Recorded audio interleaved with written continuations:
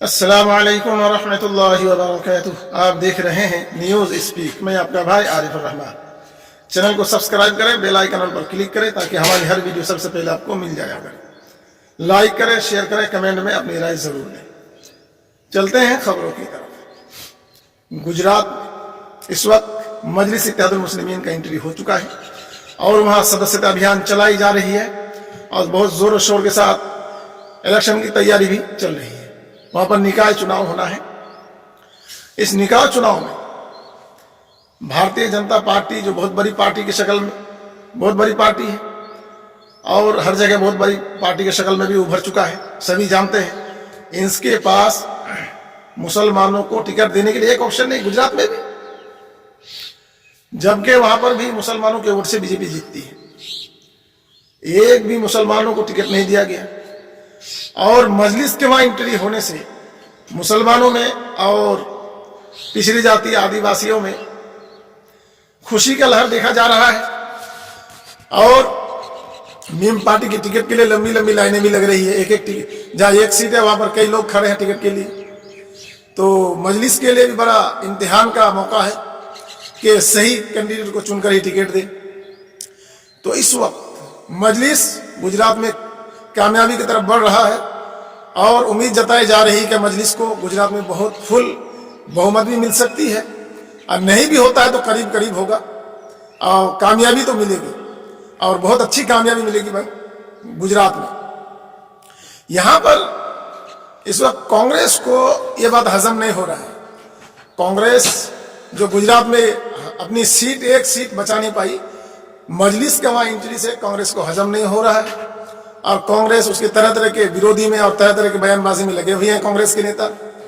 और कुछ कांग्रेस के नेता मजलिस के समर्थन में हैं और इनके पक्ष में भी बयान दे चुके हैं पहले भी, और आगे हो सकता है कि कांग्रेस के लीडर मजलिस में शामिल हो जाए, ऐसी संभावना बताई जा रही है।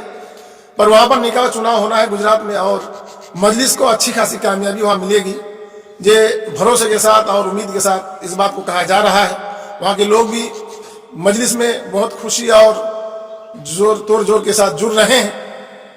सदस्यता अभियान चलाई जा रही है, जो लोग फटाफट ज्वाइन कर रहे हैं मजलिस को। ऐसे में कांग्रेस जहां पर भी है, कांग्रेस के नेता लोगों का, राहुल गांधी, सोनिया गांधी, इनका कहना है कि कोई भी पार्टी आ जाए हमें कोई दिक्कत नहीं, पर मजलिस हमें मंजूर नहीं, क्योंकि ये भी बीजेपी, जो कांग्रेस ही से बीजेपी निकली है और कांग्रेस की नीतियों पर भी बीजेपी चलती है। तो कांग्रेस या बीजेपी में फर्क कुछ नहीं है। लोगों की समझ है कि कोई अलग है, लेकिन ऐसा कुछ नहीं है। कांग्रेस है या बीजेपी है, एक ही चीज है। क्योंकि भारत में अब तक जो कुछ भी मुसलमानों के साथ हुआ है, इसमें कांग्रेस का पूरा हाथ रहा है और कांग्रेस के बलबूते पर ही बीजेपी उसको नाफिज करती गई है। 3 तलाक के मुद्दे पर लीजिए बात, पार्लियामेंट में जब बहस चल रही थी, पूरे भारत के मुसलमान आंदोलन कर रहे थे, उस वक्त कांग्रेस ने इसके खिलाफ एक भी शब्द नहीं बोला और कांग्रेस में रह रहे बड़े बड़े मुस्लिम लीडरान जो कांग्रेस की गुलामी कर रहे हैं, ना उनको बोलने की इजाजत मिली। हद तो यह हो गया कि हजरत मौलाना असरुल हक कासमी जब इस मुद्दे पर बात करना चाहा तो उन्हें रोक लिया गया। तो यही है कांग्रेस का नीति। देखिए कि मुसलमानों के खिलाफ जो साजिशें रची जा रही है, उसके खिलाफ आप कांग्रेस में रहकर आवाज नहीं उठा सकते। कांग्रेस की गुलामी करना पड़ेगा। कांग्रेस ने बीजेपी के आने से पहले ये नीति तलाक बिल पर, तलाक सलासा पर जो कानून लाया गया था, कांग्रेस ही लाई थी और बीजेपी आने के तो उसको नाफिज कर चुकी है। तो कांग्रेस मुसलमानों की हमेशा से बहिष्कार और अंदरूनी तौर पर मुसलमानों का इहतिसाल किया, मुसलमानों का शोषण किया है, मुसलमानों के जड़ों को हिला रखा है कांग्रेस ने और मुसलमानों के साथ धोखा किया है। लेकिन जो लोग मुसलमान कांग्रेस के दीवाने हैं, कांग्रेस भक्त हैं, उनको आंखें खोलनी चाहिए और हमारी तो राय है कि उन सब कांग्रेसी को मजलिस को अपना लेना चाहिए और मजलिस के अंदर आ जाना चाहिए, मजलिस में रहकर काम करना चाहिए। पूरे भारत में जो मुसलमानों के खिलाफ जो काम हो रहा है, कानूनें पास की जा रही है, मुसलमानों को कठपुतलियों की तरह इस्तेमाल किया जा रहा है दीगर पार्टियों में, तो मजलिस ही एक ऐसी पार्टी है जो पार्लियामेंट में बहस भी करती है और उसके लिए मुसलमानों के लिए लड़ती है। मुसलमानों का नुमाइंदा है मजलिस, तो मजलिस से जुड़ जाना चाहिए। ऐसे में आप ले लीजिए कि इस वक्त बीजेपी सरकार के आने के बाद गाय के नाम पर कितने मुसलमानों को मारा गया। कांग्रेस को कोई तकलीफ नहीं, हालांकि राजस्थान में कांग्रेस की हुकूमत रही, पर वहां पर भी मुसलमानों के साथ गाय के नाम पर मारा गया, पर कांग्रेस खामोश रही, कोई कार्रवाई नहीं है, उल्टा मुसलमानों को गिरफ्तार करके जेल में ठोस दिया गया। तो कांग्रेस की नीति से जो लोग अनजान है या जानकर भी आंखें खुली है पर देखना नहीं चाहते हैं, तो हक को जानो, हक को समझो और हक के लिए लड़ो। मजलूम होकर मरने से बेहतर है कि जालिम का मुकाबला किया जाए और शहीद हो जाओ। तो यह है मर्दों वाली बात और शेरों वाली बात। गीदड़ की 100 साल की जिंदगी से बेहतर है कि शेर की एक दिन की जिंदगी जी लिया जाए।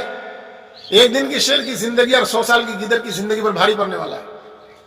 तो मीम शेरों वाली पार्टी है और मीम में जुड़ने वाले शेर होते हैं, हक बोलने वाले होते हैं, आवाम के लिए नुमाइंदे होते हैं और आवाम की भलाई के लिए, तरक्की के लिए सोचने और कारकर्दगी करने वाले होते हैं।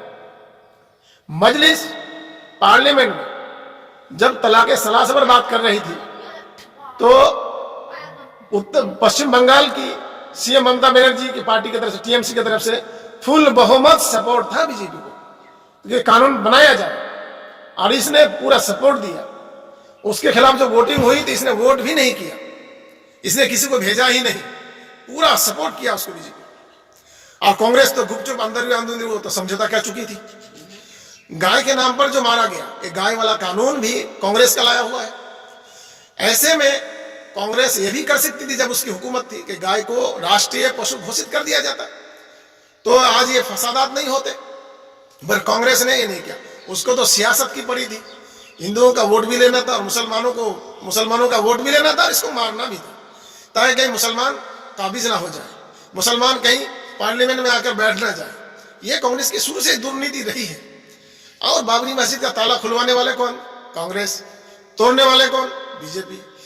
राम मंदिर को बनाने में बीजेपी, और कांग्रेस भी पीछे नहीं है, कांग्रेस भी राम मंदिर चंदा कर रही है। तो ऐसे में मेरे मुसलमान भाइयों से अपील है कि मुसलमानों जागो, अपनी आंखें खोलो, होश के नाखून लो। और इस वक्त जो देश का माहौल है आपके सामने और हमारे सामने ऑप्शन भी है। आपके पास ऑप्शन बी नहीं था, इस वक्त अब हमारे पास ऑप्शन बी है।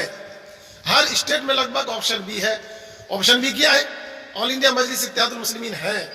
अगर हम इसको वोट देंगे तो ये हमारी आवाज पार्लियामेंट में भी गूंजेगी और हमारी मजबूत पकड़ होगी और बहुत जल्द मुसलमानों की परेशानियों को भी हल किया जाएगा जब हमारी कामयाबी होगी।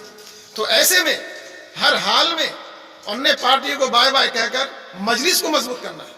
इस वक्त पश्चिम बंगाल में इलेक्शन होने वाला है, तो पश्चिम बंगाल के मुसलमानों को समझदारी के साथ या तो वो इंडियन सेकुलर फ्रंट को वोट दे या फिर हमारी बात माने तो ऑल इंडिया मजलिस इत्तेहादुल मुस्लिमीन को वोट दे, क्योंकि ये बीजेपी को सपोर्ट कभी नहीं करेंगे और मजलिस का तो सवाल ही नहीं होता।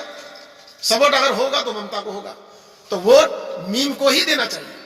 अगर मीम को वोट देंगे तो हमारा हर तरह से काम होगा।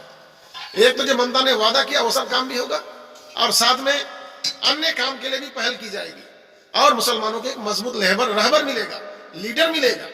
तो अपनी मजबूती, अपने स्थान को, अपनी जड़ों को मजबूत करना है और अपने आप को आगे बढ़ाना है, मुसलमानों के हक की आवाज को उठाना है, मजबूत होकर रहना है, एनआरसी और सीए का बहिष्कार करना है। तो मजलिस को मजबूत करो, मजलिस मजबूत होगा तो तुम्हारी हक की आवाज होगी, तुम्हारे साथ इंसाफ होगा, ना इंसाफी नहीं होगी। तो आज के लिए इतना ही। आप हमारे साथ ऐसे ही जुड़े रहे ताज़ा अपडेट के साथ। अस्सलाम वालेकुम व रहमतुल्लाहि व बरकातुहू।